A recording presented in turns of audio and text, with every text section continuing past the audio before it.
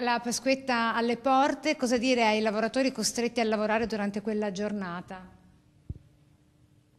Beh, dovrebbero ribellarsi, ma forse non devo dirlo io. Anche la presidente di Confesercenti Veneto, nonché della città metropolitana di Venezia, contro le aperture selvagge domenicali festive.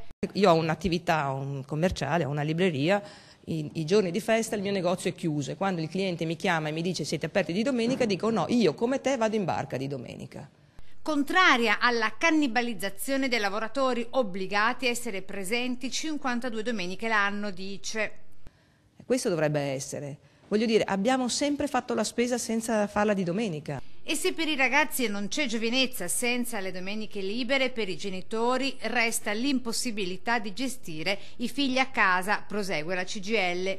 Se qualcuno ha in mente che si possano perdere posti di lavoro regolamentando le aperture domenicali sbaglia, perché già da adesso le lavoratrici che sono obbligate a lavorare la domenica devono avere il turno di riposo o il lunedì o il martedì e spesso vengono messe in riposo forzato con permessi o ferie i primi giorni della settimana. Per Confesercenti le abitudini di acquisto e consumo risentono anche nella grande distribuzione della crisi dettata dalle rivendite online.